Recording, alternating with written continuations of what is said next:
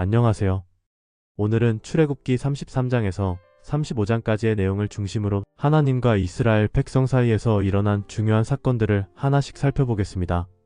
하나님께서 이스라엘 백성과 어떤 대화를 나누셨고 그 과정에서 우리가 배울 수 있는 교훈은 무엇인지 깊이 이야기해 볼게요. 먼저 출애굽기 33장에서 하나님은 이스라엘 백성들에게 가나안 땅으로 올라가라고 명령하십니다. 하지만 이어지는 말씀은 충격적이었죠. 하지만 나는 너희와 함께 가지 않겠다. 이스라엘 백성들은 그 말을 듣고 슬픔에 빠졌습니다. 왜 하나님께서 함께 가지 않겠다고 하셨을까요? 바로 이전에 있었던 금송아지 사건 때문입니다.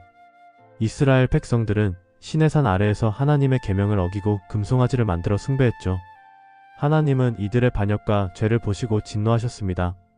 하나님께서 함께 가시지 않겠다고 하신 것은 이들의 죄로 인해 하나님과의 관계가 깨어졌음을 의미하는 것이었습니다. 모세는 이에 크게 낙심하며 하나님께 기도합니다. 하나님, 우리가 어떻게 하나님 없이 가나안 땅에 갈 수 있겠습니까?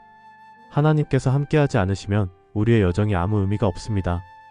모세의 이 간절한 기도는 결국 하나님의 마음을 움직였습니다.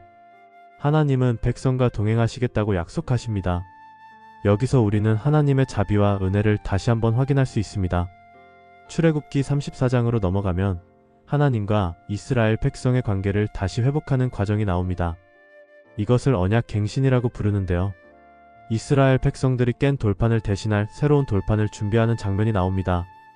모세는 두 돌판을 만들어 시내산으로 올라가고 하나님은 구름 가운데 강림하셔서 자신의 이름을 선포하십니다. 여기서 중요한 점은 하나님이 스스로를 긍휼과 은혜가 풍성한 하나님이라고 소개하셨다는 것입니다. 이 말씀은 이스라엘 백성들이 얼마나 큰 죄를 지었는지와 상관없이 하나님의 본질은 자비와 은혜라는 사실을 보여줍니다. 이는 죄인들에게 다가가시는 하나님의 사랑을 잘 나타내는 부분입니다. 출애굽기 35장에서는 성막 건축을 준비하는 과정이 등장합니다. 하나님께서는 백성들에게 성막을 짓기 위해 필요한 재료들을 자발적으로 드리라고 말씀하십니다. 이에 백성들은 금, 은, 보석, 섬유 등 다양한 재료를 기쁘게 바쳤습니다. 여기서 우리는 진정한 헌신이 무엇인지 엿볼 수 있습니다. 하나님께 드리는 헌신은 강요가 아닌 자발적인 사랑에서 비롯된다는 사실입니다.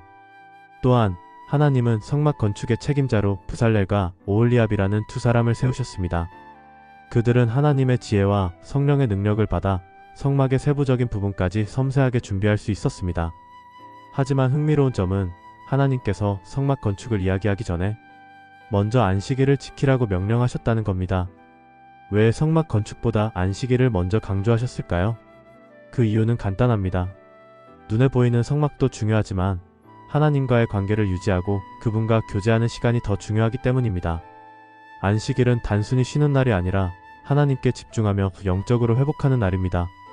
하나님은 이스라엘 백성이 눈에 보이는 성막을 짓기 전에 먼저 마음속에서 하나님과의 관계를 바로 세우기를 원하셨던 것입니다.